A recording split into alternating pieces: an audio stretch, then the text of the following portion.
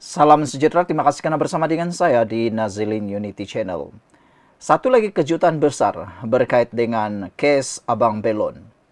Baru-baru ini, seorang doktor telah menyatakan bahwa Abang Belon tidak patah tulang belakang dan tidak mengalami patah tulang rusuk. Tetapi perkara itu tiba-tiba pula menjadi sebaliknya apabila hari ini dilaporkan kononnya Abang Belon ada risiko lumpuh, kata doktor.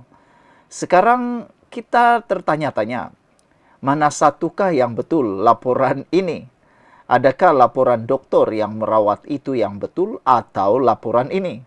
Benarkah Abang Belon ada risiko lumpuh? Peniaga belon Muhammad Zainuddin Azlan dikatakan berisiko mengalami lumpuh kekal susulan kecederaan di bahagian tulang belakang. Didakwa ekoran dicederakan penguat kuasa DBKL dalam kejadian di Jalan Tuanku Abdul Rahman TAR Kuala Lumpur pada 28 Mac lalu.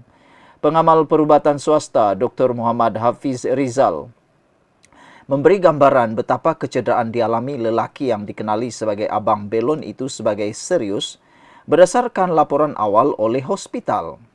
Dia berkata kecederaan dialami Abang Belon diklasifikasikan sebagai T12 compression.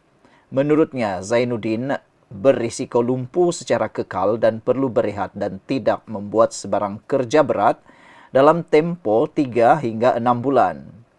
Hasil laporan perubatan ini menunjukkan T20 compression banyak komplikasi dan paling kita risau dia mula rasa kebas dan pesakit tidak dapat mengawal kencing. Komplikasi yang kita tak nak berlaku adalah risiko lumpuh. Kita berdoa dalam tempoh 3 hingga 6 bulan dia kembali pulih. Katanya dalam sidang media selepas Zainuddin membuat laporan di Ibu Pejabat Polis Daerah Damwangi hari ini. Untuk rekod, Dr. Muhammad Hafiz pernah menjadi Ketua Pemuda PKR Kelantan sebelum dipecat pada tahun 2017. Ketika itu, dia menyifatkan pemecatannya sebagai tidak adil dan dibuat secara sepihak oleh Nik Nazmi Nik Ahmad yang merupakan Ketua Pemuda PKR pada masa itu. Dalam sidang media hari ini, Zainuddin turut ditemani ibu bapanya dan peguam Muhammad Rafiq Rashid Ali. Mengulas lanjut, Muhammad Hafiz berkata Zainuddin sepatutnya menjalani pembedahan inguinal hernia angin pasang pada 18 April ini. Tetapi oleh kerana kecederaan dialaminya, pembedahan itu terpaksa ditangguhkan, katanya lagi. Dalam pada itu, Rafiq memaklumkan Zainuddin sedang menimbang untuk mengambil tindakan undang-undang.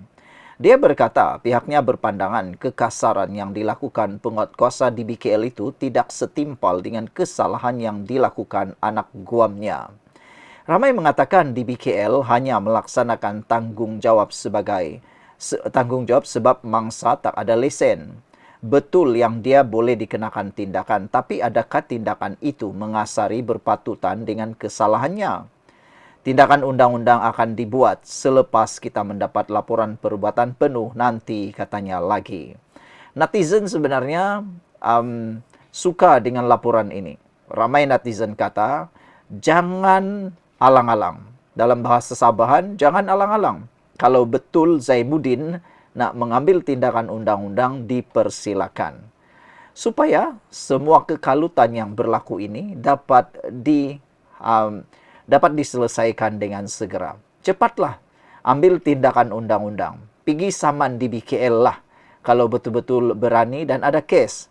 Saya rasa peguam Muhammad Rafiq Rashid Ali ini ada cukup keberanian kalau betul dia ada fakta. Tapi sekarang ini mereka sedang tunggu. Dia kata mereka tunggu laporan perubatan penuh nanti. Jadi kita tunggulah nanti sejauh mana beraninya pasukan peguam yang diketuai Rafiq Rashid Ali ini, untuk mengheret DBKL ke muka pengadilan. Tengoklah nanti kan. Sebenarnya dalam isu ini, kalau hanya dengan air liur, hanya melalui sidang media, hanya permainan spekulasi, permainan macam-macam lah cerita-cerita yang hanya bermain begitu saja, semuanya akan menjadi sia-sia. Jadi yang paling ditunggu-tunggu ialah cepatlah, jangan lagi jadikan cerita ini cerita angin-angin biasa. Pergi bawa di mahkamah, kata netizen. Biarlah semua orang tahu. Kan dah selama ni aku pernah kata, Abang Belon sepatutnya berdamailah dengan DBKL. Tapi okeylah. Oleh kerana dia terus nak juga mahu berlawan dengan DBKL, okeylah, kita tunggulah drama ini berakhir. Siapa yang akan terciduk kan? Okey, sekian dulu untuk kali ini. Jangan lupa tinggalkan komen anda. Salam sejahtera, terima kasih kerana bersama dengan saya di Nazilin Unity Channel. Selepas kerajaan Madani, khususnya Anwar Ibrahim, dimalukan dengan isu bantuan yang telah diumumkan oleh Anwar kepada para pesawah selepas berjaya memujuk hartawan Malaysia berkait dengan bantuan 30 juta kepada pesawah yang kini ditunggang oleh walaun dan pembangkang. Kononnya Anwar Ibrahim menipu dan tidak bercakap benar. Akhirnya pembangkang terkena juga. Akhirnya mereka terkena ludah sendiri. Ini apabila menteri yang berkaitan, yaitu Mat Sabu, tampil menjelaskan keadaan yang sebenarnya. Inilah sikap pembangkang kan. Belum siasat-siasat lagi, ramai penyokong-penyokong pembangkang yang mula menuduh Anwar konon penipu, Anwar konon penipu dan sebagainya. Percuma mereka dapat dosa fitnah. Sebelum kita teruskan, siapa yang ada masalah gout, tekan butang masalah gout, kencing manis dan tinggi darah, tekan butang produk yang dalam video ini saya kongsikan dengan anda. Produk yang paling mujarab sekarang di pasaran. Jangan lupa tekan dan beli. Saya tak jual, saya hanya kongsi kepada anda kerana produk ini sudah dibeli oleh beribu-ribu orang, memberikan manfaat kepada ramai orang, dan ramai sudah yang dibantu untuk sembuh. Jadi cepat beli selagi stoknya ada. Sekarang harganya sangat murah kerana ada promosi. Mat Sabu perjelas, dakwaan para pesawah masih belum terima duit raya RM30 juta. Sumbangan Wan Isyan berjumlah 30 juta yang dijanjikan oleh Syarikat Padi Beras Nasional Berhad Bernas kepada para pesawah telah mula diagihkan kepada lebih 200,000 pesawah yang layak. Mengenai kelewatan agihan, Menteri Pertanian dan Keterjaminan Makanan KPKM Datuk Seri Muhammad Sabu menegaskan, setiap proses pengeluaran dana memerlukan pematuhan ketat terhadap prosedur operasi standard SOP, piawaian pengurusan kewangan dalaman serta kelulusan pihak pengurusan tertinggi syarikat. Menurutnya, proses penyaluran dana akan mengambil sedikit masa kerana perlu mematuhi peraturan kewangan serta tata cara dalaman syarikat. Untuk pengetahuan anda semua, duit ini bukan duit dari kerajaan. Jadi, kerajaan tidak ada jalan untuk mau keluarkan sesuka hati. Duit itu daripada syarikat yang ada, iaitu Syarikat Bernas, Syarikat Padi Beras Nasional Berhad. Kena faham itu. Syarikat ini bukan milik Anwar. Syarikat ini milik kepada seorang hartawan jutawan Malaysia, yaitu Syed Mokhtar. Itu milik syarikat beliau. Dan apa yang perlu dibuat? Syarikat ini ada SOP-nya sendiri. Tak boleh lulus saja keluar begitu saja. Tak boleh. Ianya ada SOP yang ketat.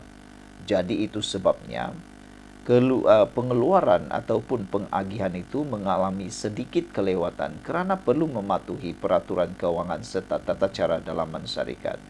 Dana berjumlah 30 juta ini bukanlah dana awam. Sebaliknya adalah peruntukan dalaman syarikat yang tertakluk kepada takbir urus kewangan korporat Bernas sendiri. Maka itu, penyaluran sumbangan hanya boleh dilaksanakan setelah semua keperluan pematuhan ini diselesaikan sepenuhnya seiring dengan prinsip kebertanggungjawaban dan ketelusan yang diamalkan oleh pihak syarikat, terutama melibatkan dana berskala besar. Namun begitu, KPKM ingin memaklumkan bahawa dana 30 juta telah diterima sepenuhnya daripada Bernas pada Jumaat 28 Mac 2025, katanya dalam kenyataan sebentar tadi. Muhammad Sabu menjawab desakan banyak pihak mempersoal mengapa para pesawah masih belum mendapat duit raya seperti dijanjikan Perdana Menteri sebelum ini. Mereka menuntut penjelasan kerajaan dan menggesa agar peruntukan disalurkan segera dengan telus. Dalam pada itu, Muhammad Sabu berkata KPKM telah pun memulakan proses pengagihan di mana ia dijangka selesai sepenuhnya menjelang pertengahan April 2025. KPKM amat memahami kegusaran serta harapan tinggi daripada para pesawah. Kami ingin menegaskan bahawa kementerian komited sepenuhnya dalam memastikan bantuan ini sampai kepada semua yang berhak. Kementerian juga amat menghargai kesabaran dan kerjasama yang ditunjukkan oleh para pesawat sepanjang proses ini berlangsung, katanya lagi. Sekian dulu untuk kali ini. Jangan lupa tinggalkan komen anda.